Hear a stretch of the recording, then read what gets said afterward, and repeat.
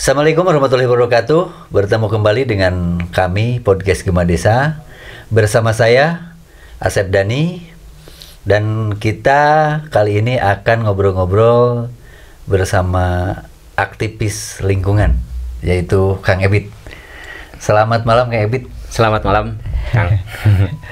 Ini kita pemirsa akan ngobrol-ngobrol tentang tata kelola lingkungan berdasarkan pandangan dari Kang Ebit sebagai aktivis lingkungan.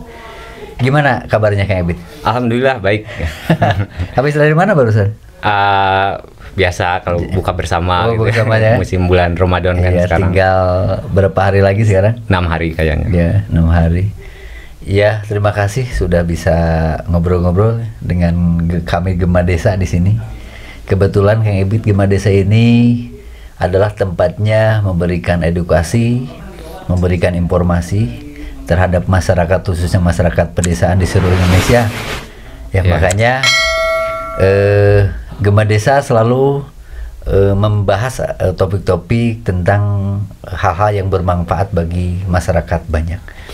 Amin. Nah, sekarang tentang lingkungan nih pemirsa. Gimana Kang Ebit tentang tata kelola lingkungan sebenarnya berdasarkan pandangan Kang Ebit? Ya, kita mulai dari pemaknaan lingkungan hidup ya. Jadi memang banyak beragam pengertian atau pandangan orang-orang itu terhadap definisi lingkungan hidup. Jadi kadang-kadang kalau kita sebagai bukan aktivis ya, namanya orang yang berkecimpung di bidang itu biasanya suka dapat sindiran juga, misalkan kenapa ini hutan dipelihara, hutan dijaga tapi manusianya enggak gitu. Atau kenapa ini monyet dibela tapi manusianya enggak. Betul. Nah, tapi kan semangat kita memang dari awal itu kan inti daripada lingkungan hidup itu adalah manusia. Jadi karena manusia itu bagian yang tidak terpisahkan dari alam. Karena kan tubuh kita, apa yang kita makan, apa yang kita hirup itu juga adalah lingkungan alam gitu. Jadi manusia itu bagian yang tidak terpisahkan, dan bagi kita pergerakan advokasi lingkungan itu adalah pergerakan bagaimana kita lebih pada bagaimana membela manusia ini. Betul. Nah, berangkat dari sana, salah satu ininya misalkan tujuan manusia hidup di dunia ini kalau dalam pandangan kita kan mencari kebahagiaan. Kemana-kemana mencari kebahagiaan. Nah, kebahagiaan itu kan biasanya bisa diraih kalau keinginan dan kebutuhan itu bisa dipenuhi. Betul. Nah, taruhlah jangan banyak dulu ngobrol keinginan, kebutuhan aja. Misalkan kebutuhan dasar manusia itu sederhana, misalkan makan, minum gitu. Makan, minum, perumahan, gitu ya, rumah dan lain sebagainya. Nah, untuk memenuhi standar kebutuhan manusia, makan, minum, atau dalam kategori pemerintah itu sejahtera. Betul. Jadi visi pemerintah rata-rata dari mulai desa sampai kabupaten sampai republik ini kan mensejahterakan masyarakat. Nah, tapi bagaimana mungkin rakyat sejahtera misalkan kalau kebutuhan pangannya tidak terpenuhi, kebutuhan air bersihnya tidak terpenuhi, kebutuhan oksigen bersihnya tidak terpenuhi. Kebutuhan dasar ya. Kebutuhan dasar. Nah, makanya yang dipikirkan bagaimana kebutuhan dasar ini terpenuhi aja dulu. Nah, bagaimana kebutuhan dasar ini terpenuhi kalau misalkan bahan baku untuk memenuhi kebutuhan dasar ini tidak ada atau rusak. Nah, bahan bakunya sederhana, pengelolaan tanah dan air. Nah, bagaimana kita mengelola tanah dijadikan pertanian, sawah gitu ya, kebun, terus perumahan, juga kebutuhan air, juga kebutuhan air, oksigen bersih. Nah, dalam memenuhi pengaturan ini kita dinamakan dalam mengelola tanah air itu biasanya pengelolaan ruang yang baik, tata ruang yang baik. Nah, jadi bagaimana pertanian bisa tumbuh kalau tanpa air yang bagus, bagus dan kontinu gitu, ada keberlanjutan. Nah, sebenarnya alam ini sudah dirancang untuk bersiklus, berkelanjutan. Misalkan ada daur hidrologi gitu, ada air naik ke awan, turun ke gunung, mengalir lewat sungai. Gitu. Sebetulnya teori-teori ini teori-teori zaman teori sejak awal, sejak dulu ya sebetulnya. Ya, nah yang jadi permasalahannya itu misalkan orang tua kita atau leluhur kita dulu itu bersinergi dengan alam. Betul. Jadi siklus alam yang berjalan ini dinamis aja kalau dulu bersinergi gitu. Jadi mengikuti aturan-aturan alam. Misalkan mengikuti itu bagaimana orang tua dulu itu kalau dalam ininya dia menjaga mata air. Betul. Nah, terakhir kan misalkan dijaga dengan pamali atau apa gitu. Betul. Nah, orang tua dulu kan bikin perkampungan ada syaratnya. Harus di tempat ini, harus di tempat ini. Kalau di bawahnya ada kadal meteng atau ini tidak boleh. Kalau di sininya ada sumber air tidak boleh kan kayak gitu. Nah, intinya itu ya. Ya, intinya seperti itu. Intinya dia berkolaborasi atau bersinergi dengan siklus alam. Nah, yang beberapa puluh tahun ke belakang, ini belum lama sebenarnya. Ketika muncul program pembangunanisme atau modernisasi di kita ya gitu ya. Nah, rata-rata itu menabrak hukum alam, bertentangan lah gitu. Bukan di kita saja sebetulnya, di dunia juga seperti itu sekarang. Ya, di dunia umumnya ya. Nah, sekarang kan baru sadar ketika ada global warming, ketika ada ini rame-rame di Eropa juga rame-rame ada bencana yang baru mereka sadar. Nah, jadi mengelola lingkungan hidup itu kan sebenarnya sesederhana bagaimana mempertahankan siklus alam ini. Bagaimana misalkan air ke kampung-kampung. Tata ruang itu ya? Ya, tata ruang itu. Air kebutuhan air untuk masyarakat terus mengalir, kebutuhan air untuk pertanian, untuk perikanan itu terus ada. Nah, kuncinya di tata ruang. Bagaimana misalkan di tata ruang kalau di Sunda itu kan di adat Sunda itu ada tiga bagian besar tata ruang. Ada kawasan larangan, ada kawasan tutupan, ada kawasan baladahan. Kawasan larangan itu dia untuk menjaga siklus alam, dia untuk menjaga keberlanjutan air, dia untuk menjaga suplai oksigen. Itu dia untuk karena yang dijadikan larangan-larangan ini di masyarakat Sunda itu mempunyai fungsi ekologi, mempunyai fungsi geologi biasanya gitu. Mempunyai fungsi geologi itu misalkan di suatu tempat itu biasanya ada pasir atau ada hunyur. Yang secara geologi itu kalau gempa bisa jadi ada tahanan kayak seperti itu. Kalau misalkan ada musim ada angin, dia menjadi pemecah angin. Makanya dia biasanya dilarang atau disebut pamali, itu jangan diruksak kayak gitu. Nah, yang kedua ada leuweung tutupan kalau di Sunda itu. Dia itu buffer zone atau pembatas zona untuk menjaga tadi yang larangan. Antara larangan dengan baladahan. Baladahan itu lahan garapan. Nah, itu disebut lahan tutupan. Ya, tutupan. Penutup jadi larangan itu. Ya, larangan. Gitu. Jadi larangan itu disakralkan supaya tidak dirambah gitu kan. Dirambah. Nah, itu untuk menggaransi, menjamin bahwa keberlangsungan alam ini terus berjalan. Nah, yang kemudian selanjutnya ada leuweung baladahan. Leuweung baladahan itu hak garap manusia. Hak garap manusia itu ya dijadikan perkampungan, dijadikan areal pesawahan, perkebunan gitu, dijadikan aktivitas manusia lah. Nah, kunci dari pengelolaan itu ya tata ruang gitu. Betul. Nah, sehingga siklus alamnya terjaga, kemudian masyarakatnya bisa menggarap lahan. Sebenarnya bisa lebih luas dari tanah larangan ya. Kalau misalkan tanah larangan puncak-puncak gunung karena untuk dia menjamin bahwa siklus air itu tetap ada, betul. Dan stabil lah gitu ya. Seperti itu. Tapi memang sekarang itu memang agak sulit ya. Ya nggak jauh-jauh lah di daerah sini juga kalau lihat pegunungan juga kadang dirambah untuk lahan pertanian. Mereka sudah tidak memikirkan bagaimana cara menyimpan air misalkan. Mereka memang sudah kurang peduli gitu. Nah, kalau saya mengidentifikasi ada beberapa yang masalah mendasar. Pertama memang ada desakan ada penetrasi. Kalau saya membahasakannya penetrasi kapitalisme. Penetrasi bahwa kita didorong sejak lama, yang paling masif itu kan di Orde Baru. Kita didorong ada kapitalisasi di wilayah-wilayah pertanian, di pedesaan. Betul. Misalkan bertani yang asalnya untuk subsisten, untuk pemenuhi kebutuhan, akhirnya didorong untuk dijadikan komoditi. Industrialisasi diindustrialisasi. Nah, sehingga akhirnya warga atau masyarakat akhirnya didorong bagaimana memproduksi sebanyak-banyaknya. Jadi akhirnya memanfaatkan lahan, memanfaatkan hutan atau memanfaatkan lahan pertanian dan lain sebagainya. Itu orientasinya bisnis. Bisnis gitu ya. Betul. Ya ditambah lagi bukan untuk pemenuhan hidup tapi untuk demi bisnis saja keinginan, gitu, ya. Keinginan. Nah ditambah lagi ada ya pemodal lah gitu ya. Pemodal itu besar ya. Kalau di sini disebutnya kapital, Pak.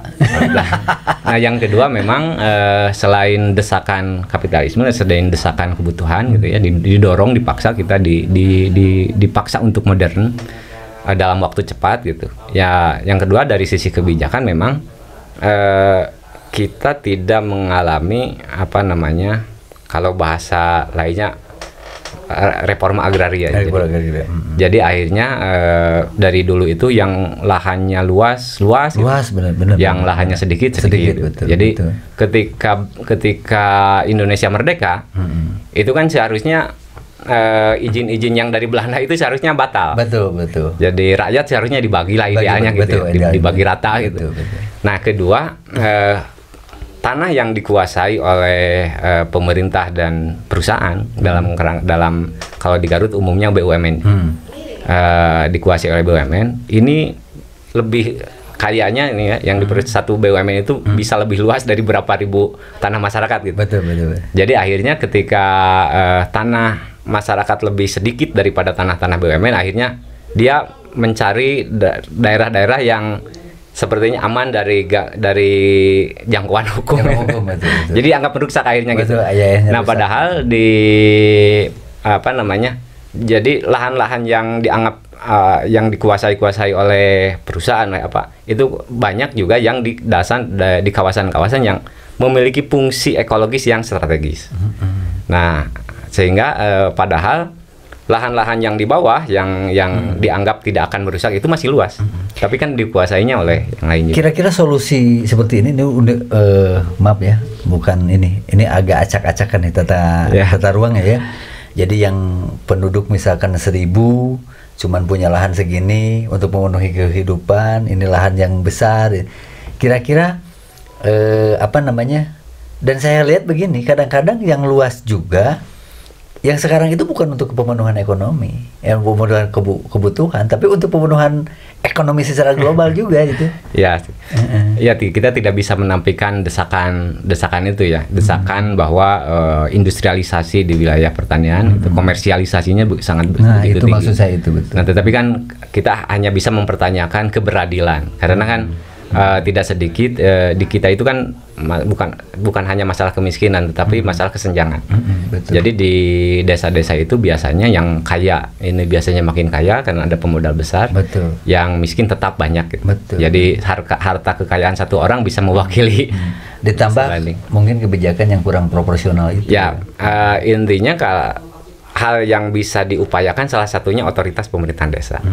Hal yang paling mungkin gitu ya, misalkan ini desa, bagaimana pemerintahan desa ini mengelola tanah airnya untuk kesejahteraan masyarakat. Betul. Nah, sederhananya misalkan seperti ini,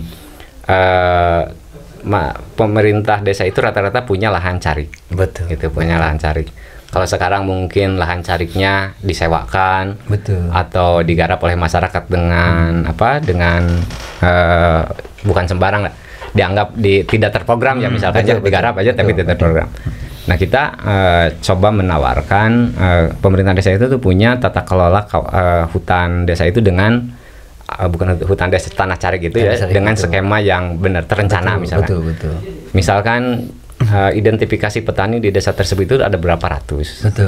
Nah, kemudian tanah cariknya berapa hektar, kemudian mempunyai rencana ini akan ditanami apa, pasarnya kemana, kalau tidak pasarnya kemana, ini bisa jadi olahan apa, gitu. Jadi ada perencanaan yang seperti itu.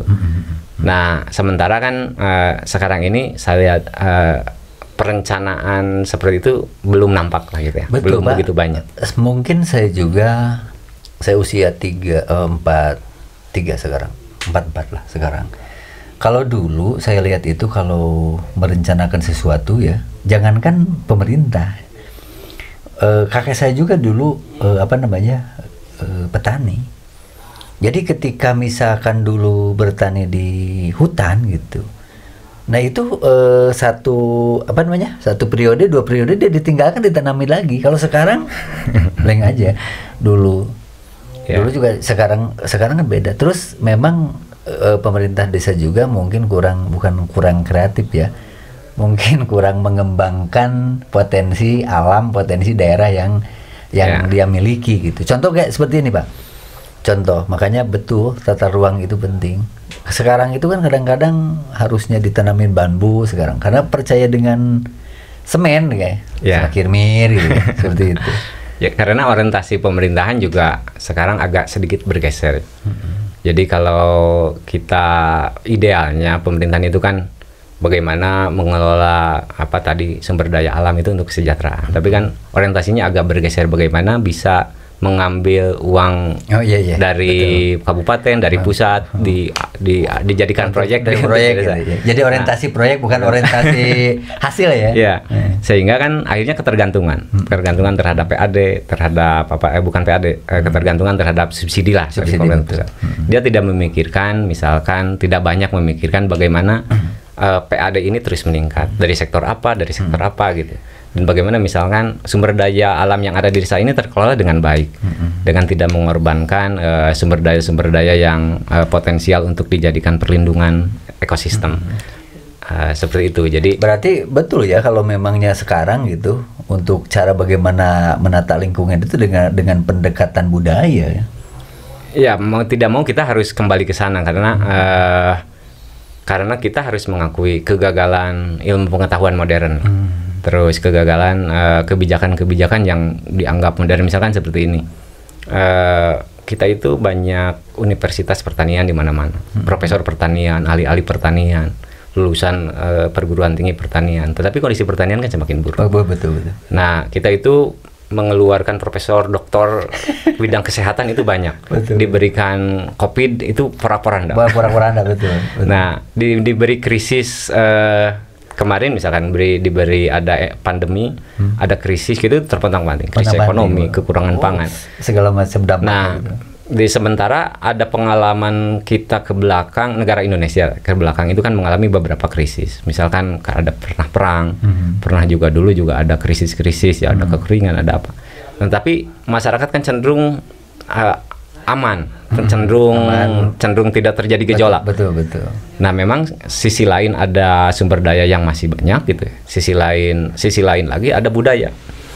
Dulu itu kan kalau ada masyarakat yang sakit itu ditanggung jawab oleh tetangganya gitu ya. Kalau ada yang kelaparan dulu itu ada lumbung gitu. Terus kemudian kebutuhan obat-obatan dulu itu kan tidak tergantung kepada apotek. Betul. Tapi dulu itu kan karena di hutan tropis kita itu kan menyimpan ratusan bahkan ribuan obat-obatan. Betul. Obat-obatan herbal. Dan itu yang dijadikan bahan obat-obatan juga katanya ini juga diambil dari hutan tropis gitu. Iya, padahal itu kan tumbuhan awalnya. Iya, tumbuhan. Betul. Nah, dulu itu kan tidak tergantung. Jadi kalau ada yang sakit, kalau ada apa, itu juga hutan itu sebagai sumber obat-obatan, hutan juga sebagai sumber pangan, sebagai sumber.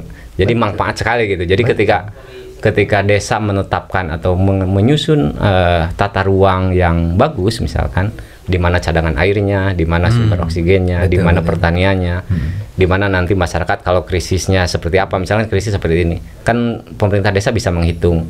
Ada berapa kepala keluarga di sini di desa tersebut, kebutuhan makannya berapa, kebutuhan berasnya berapa kintal, misalkan kebutuhan ininya, dia menghitung, misalkan apakah desa ini menghasilkan beras segini enggak, berapa ton, gitu berapa kan, ton. Kalau ternyata ada terpenuhi, berarti diambil dari desa itu. Kalau tidak terpenuhi berarti ngambil dari luar. Tetapi kalau surplus kan bisa menjual. Betul. Nah, di berbagai produk gitu, produk sehingga kesejahteraan atau kenyamanan masyarakat desa itu jadi terjamin. Nah, kunci dari penata kelolaan tadi ya siklus ya. Jadi daya dukung lingkungannya. Betul. Jadi mempertahankan siklus tersebut. Gitu. Kan pertanian organik itu sederhana. Bagaimana mempertahankan siklus alam itu. Jadi tidak ada asupan-asupan yang zat kimia yang dianggap berbahaya bagi tubuh. Sekarang kan petani juga sering berpikir insan sekarang gitu. jarang yang berpikir komprehensif gitu bagaimana terjadi siklus itu ya. Ya, Gitu. petani itu kan perpindahan dari pertanian organik ke pupuk kimia juga melalui pemaksaan. Oh dulunya. Jadi revolusi hijau itu kan ada pergantian varietas, memaksakan pupuk-pupuk pabrikan. Nah, dan kebetulan waktu itu kan ada agak represif karena orde baru gitu. Nah, sepertinya memang pengembaliannya juga gitu ya. Pengembalian juga agak butuh kerja keras pemerintah. Yang pertama itu, yang kedua kan kalau petani itu apa namanya, budaya seperti itu kan tentu harus bukan harus diberi contoh ya. Ya intinya seperti ini ya. Ya pemerintah, penyuluh pertanian dan lain sebagainya, misalkan ya jangan jadi agen perusahaan menjual produk lah gitu ya. Betul harusnya kan itu ada supply and demand gitu. Ada masyarakat yang membutuhkan, ada ini jadi nyambung gitu. Kalau satu rantainya terputus, masyarakat kan mau tidak mau menggunakan pupuk organik, pestisida organik gitu. Dan tidak terpengaruh oleh harga pupuk yang mahal kan pertaniannya akhirnya gitu. Betul. Ya sekarang juga kan kalau saya lihat ketika kena aja pandemi itu benar-benar Pak pontang-panting, benar-benar itu Kang Ebit pontang-panting itu saya lihat itu, karena memang yang tadi itu, karena pupuknya, bibitnya semua mengandalkan dari produk-produk yang coba dulu kalau saya cerita yang di yang di YouTube ya, yang Kang Dedi itu kan. Ini katanya di Cipta Gelar katanya kan seperti itu. Itu patut dicontoh karena memang budaya mereka itu justru yang mempertahankan ekologi yang ada di daerahnya kan gitu. Kan begini, di era industrialisasi ini kan kita lebih banyak barang yang datang dari kota ke desa. Jadi kebutuhan-kebutuhan orang desa itu disuplai oleh perkotaan, misalkan oleh pasar, nanti pasar yang di provinsi, misalnya ini dari pabrik dan lain sebagainya. Bahkan ada kebutuhan-kebutuhan yang disuplai oleh impor dari luar negeri, yang disuplai oleh perusahaan-perusahaan besar ya gitu. Sehingga ketergantungan masyarakat desa terhadap ekonomi perkotaan itu besar. Nah sehingga kalau terputus saja rantainya, maka ini krisis. Betul. Gitu. Nah kalau tidak diputus, ketergantungan ini bahaya. Bahaya karena akhirnya desa akhirnya menjadi rawan.